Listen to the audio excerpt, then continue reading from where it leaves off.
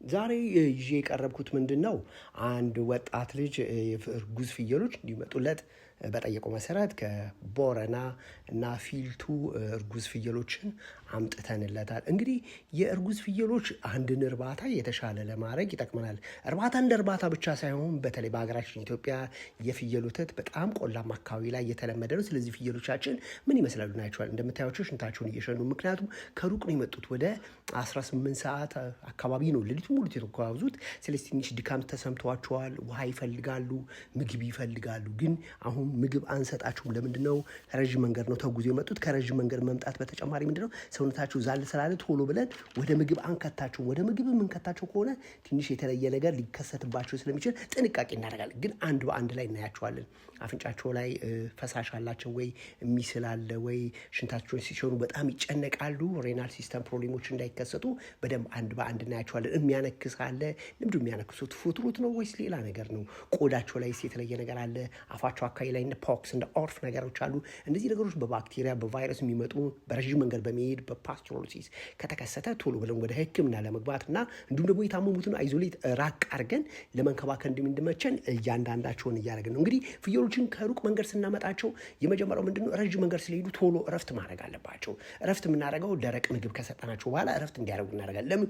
ቆሞ ስለመጡ ማስሎቻቸው በሙሉ ዝለዋል። ስለዚህ ይሄ በድካም የተሞላ ይሄ ረዥም ሰውነት ይዋቸው እስኪ እንዳለ ከጭራቸው ተነስቶ እስከ አንገታቸው ድረስ ያላቸው እርዝመትን እያንዳንዳቸውን ስናይ በጣም ጥሩዎች ናቸው። እንግዲህ ፍየሎችን ስንመርጥ ምን ማየት አለብን?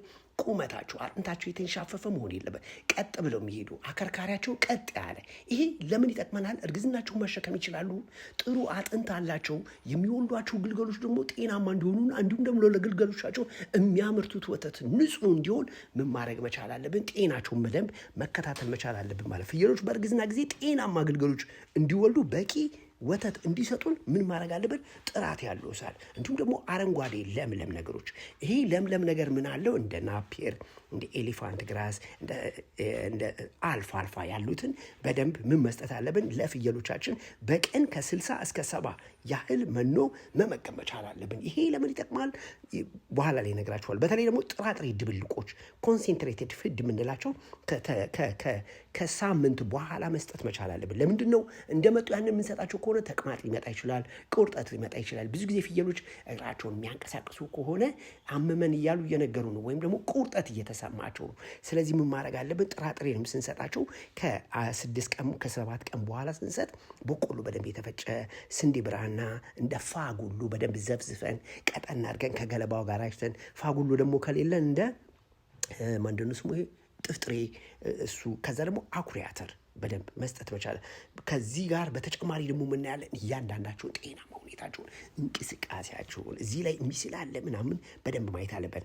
ፍየል አንድ ክብደቱ እንደ እርግዝና ሁኔታ በቀን ከ200 እስከ 350 ግራም ውስጥ መመገብ መቻል አለበት። ማዕድናት፣ ጨው፣ ተራ ጨው ከምግባቸው ጋር አሽተን እንሰጣቸዋል። ወይም ደግሞ ሚኒራል የምንላቸው ይሄ የተፈጨ የፍየል የበግ አጥንት፣ የአሳ የተፈጨ ከምግባቸው ጋር እየፈጨን ለጽንሱ ጥንካሬና እናቶቻቸውም በተለያየ በሽታ በወሊድ ጊዜ እንዳይጎዱ፣ በምጥ ጊዜ እንዳይጎዱ ራሳቸውን መከላከል እንዲችሉና እንዲሁም ደግሞ ጥሩና ጤናማ ወተት እንዲሰጡን ያንን በደንብ እንሰጣለን። በተለይ በውስጡ ደግሞ በእነዚህ ነገሮች ላይ ምን አለ?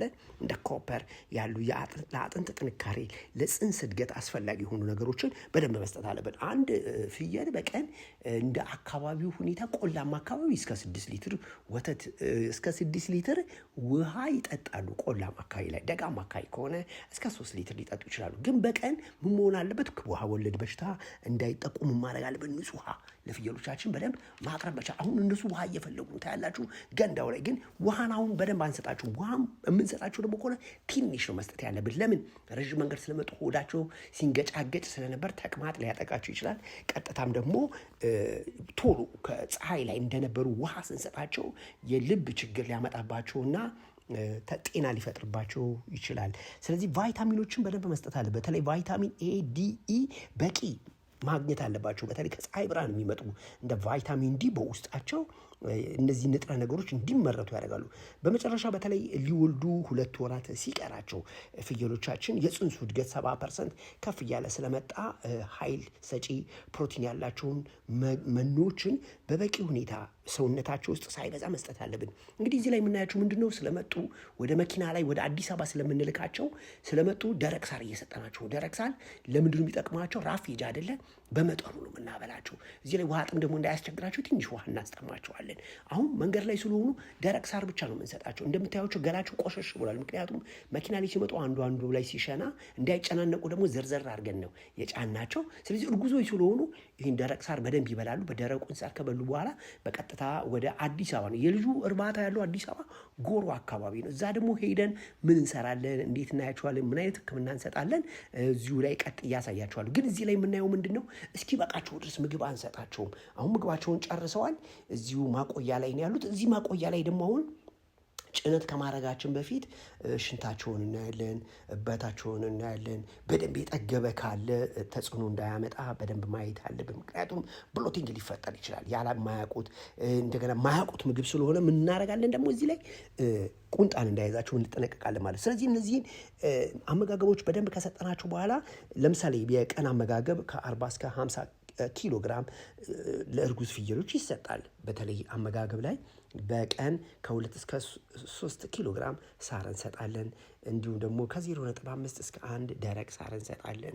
እንዲሁም ደግሞ ከ300 እስከ 400 ግራም ጥራጥሬ ድብልቅ እንሰጣለን፣ ማዕድን እንሰጣለን። እዚህ ላይ አንድ በአንድ እየጫን ነው። ይሄ ወንዱን የጫን ነው ለዘር 6 ወንድ ፍየሎች ጭነናል። ምክንያቱም ለምንድን ነው ፍየሎቹ ከወለዱ በኋላ ደግሞ ቶሎ ዘር እንዲይዙልን እዛው እነሱ ጋር የተለማመዱ ጥሩ ወጠጤ ፍየሎች በደንብ ማጥቃት የሚችሉ ከተለያየ በሽታ ነፃ የሆኑ ፍየሎችን እዚህ ከነሱ ጋር ጭነናል ማለት ነው። አሁን መኪና ላይ ጭነናቸው በቀጥታ የሚሄዱት ወደ አዲስ አበባ ነው። እዚህ ላይ ምንድን ነው ከሌላ ቦታ አላመጣናቸውም። እነዚህን ፍየሎች ከራሳቸው ጋር የነበሩ ናቸው። ብዙ ጊዜ ከሌላ ቦታ ላይ ስናመጣ የተለያየ በሽታ ይዘው ስለሚመጣው ከእርጉዞቹ ጋር ሲቀላቀሉ እርጉዞቹን በተለያየ በሽታ ሊበክሉብን ይችላሉ።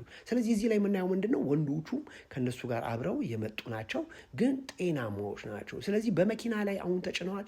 ቀስ አድርገን ደግሞ መኪና ላይ ከጫን በኋላ እዛ ቦታ ላይም ስናወርዳቸው በማህፀናቸው ውስጥ ጽንስ ስላለ እንዳይጎዱ፣ ውርጃ እንዳይከሰት ጥንቃቄ እናደርጋለን ማለት ነው። ይሄ ጥንቃቄ በጣም ለእርባታችን በጣም ወሳኝ ነው። ብዙ ጊዜ አንድን እርባታ ስንከፍት ከባለሙያ ከእንስሳት ሐኪም ጋር ከእርባታ ባለሙያ ጋር መመካከር ጥቅሙ ያ ነው። ስለዚህ አሁን ደግሞ ጎሮ ደርሰን ይህን ይመስላሉ። እንግዲህ ከ3 ቀን በኋላ ሄጄ ሕክምና ለመስጠት ሄጄ ነው አሁን የማያቸው። አያቸው የገላቸው ጥራት ምን እንደሚመስሉ እንዴት እንደሚያብረቀርቁ። እዚህ ላይ ምንድን ነው የምናያቸው? እነዚህ ፍየሎች ደግሞ የፀሐይ ብርሃን እንዲሞቁ እናደርጋለን። በተለይ እርጉዝ ፍየሎች የፀሐይ ብርሃን ምን ጥቅም አለው ብሎ ብዙ ሰዎች እንትን ይላል። ቅድም እንደነገርኳችሁ ቫይታሚን ዲ እንዲፈጠር ይረዳል። ይሄ ደግሞ በውስጡ የካልሲየም የፎስፈረስ ይዘት አለው። በተለይ ፍየሎች የአጥንት ጥንካሬ የተሻለ እናቶች ጽንስና ጠንካራ ጤናማ ግልገሎች እንዲወልዱልን ቫይታሚን ዲ ወይም ደግሞ ከፀሐይ ብርሃን የሚገኙ ሙቀት አስፈላጊ ነው። ግን እዚህ ላይ ምን እናያለን?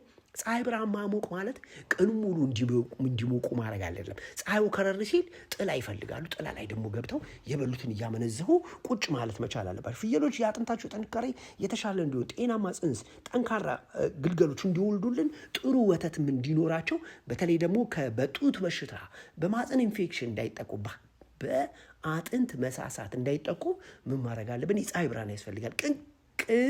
ግን ቅድም እንዳልኳቸው የፀሐይ ብርሃኑ ክርር ያለ ይሄ ከ5 ሰዓት ተኩል ከ6 ሰዓት ተኩል ጀምሮ እስከ 9 ሰዓት ያሉትን ባናካትት የተመከረ ነው። ደረቅ ስለሆኑ ትንሽ የጤና ላይ ችግር ሊያመጡባቸው ይችላሉ። ስለዚህ ይሄ የፀሐይ ብርሃን የአጥንትን እድገት ይደግፋል። ፍየሎች ማህፀን ውስጥ ያለውን ግልገሎች ጥሩና ጤናማ እንዲሆኑ ያደርጋል። በተለይ ፍየሎች ላይ በሽታን የመከላከል አቅማቸውን መቋቋም እንዲችሉ ያደርጋቸዋል። ስለዚህ ምግባቸውን እዚህ ላይ እየበሉ እንግዲህ የመመገቢያቸው እንደምታዩት ንጹህ ነው። ይህን ደግሞ ከወሰዱ በኋላ ጥግ ላይ የፈለጉት ምንድን ነው? ፀሐዩ ከረረ ስላለባቸው ጥላ የሚያገኙ እየመሰላቸው ለየት እያሉ ይቆማሉ። አንዳንዶቹ ለመውለድ ቀናቸውም ስለደረሰ ሰውነታቸው ራሳቸውን የሚያድምጡበት ስለሆነ ለየት ብለው ግድግዳውን ይታከካሉ። በተለይ ግድግዳው ላይ ምንድን ነው ቁንጫና መዥገር ስለሚኖራቸው እነዚህ ቁንጫና መዥገሮችን ምን እናደርግላቸዋለን? በርጭት መልክ በየሳምንቱ 2 ጊዜ ቁንጫዎች፣ መዥገሮች ደማቸውን ስለሚያመጧቸውና ፕሮቶዞዋል ዲዚዞች የምንላቸው አሉ። በደም ውስጥ የሚገኙ ፓራሳይት እንደ አናፕላስማ፣ ፒሮፕላስማ፣ ዲሞዲኮሲስ፣ ፕሮቶዞዋል ዲዚዞች፣ ሄርት ዋተር የምንላቸው እነዚህ በሽታዎች እንዳያመጡባቸው ምን ማድረግ አለብን? ኤክስተርናል ፓራሳይቶችና ኢንተርናል ፓራሳይቶችን ማስወገድ አለብን። ግን ኢንተርናል ፓራሳይት ወይም ደግሞ በሰውነታችሁ ውስጥ ያሉትን ፓራሳይቶች ማስወገጃ ሕክምና በእርግዝና ወቅት አይሰጥም። ስለዚህ በርጭት ብቻ ገላቸው ላይ ያሉትን መዥገር፣ ቁንጫዎች ቤታቸውን ማጽዳት አለብን። አሁን ተኝተው እንደምታዩዋቸው እያመነዘው ነው፣ ተመችቷቸዋል። ስለዚህ እዚህ ቦታ ላይ ማድረግ አለብን? እንጨት፣ ድንጋይ፣ ሚስማር እንዳይነካቸው በሚተኙበት ወቅትና እንደ ቴታንስ፣ እንደ ቦቱሊዝም፣ እንደ ክሎስትሪዲየም ቴታኒክ ያሉ ኢንፌክሽን ነገሮች እንዳይከሰቱ ቦታቸውን ማጽዳት። ከዛ በላይ አመጋገባቸውን በደንብ ማየት። ይሄ ከመውለድ ከፍየሎች ከወለዱ በኋላ ደግሞ የወተት ምርት ለማሻሻል ምን ይፈልጋል ማለት ነው? የፀሐይ ብርሃን ይፈልጋል። ጤናማና ጥሩ ወተት እንዲሰጡ ይጠቅመናል። ይህ ማለት ግን የቀትር ፀሐይን ሳይሆን ቅድም እንደነገርኳችሁ ለስለስ ያሉ ፀሐዮች፣ በተለይ በመጨረሻዎቹ የመውለጃ ጊዜያቸው ሲደርስ በቂ አመጋገብ፣ ፕሮቲን ይዘት፣ ቫይታሚን ይዘት፣ በደንብ አይረን፣ ማዕድናት ያሉትን ምግብ ለፍየሎቻችን መስጠት ግልገሎቻቸው ጤናማ እንዲሆኑልን እንዲሁም ደግሞ ከወለዱ በኋላ መልሰው ደግሞ ሌላን የእርግዝና ጊዜያቸውን በአግባቡ በወቅቱ እንዲያመጡ ይረዳናል። ስለዚህ ፍየሎችን፣ አጥቂዎቹን፣ ወንዶችን አካባቢያቸው ስንተው ምን ማድረግ መቻል አለብን? ጥንቃቄ ማድረግ መቻል አለብን።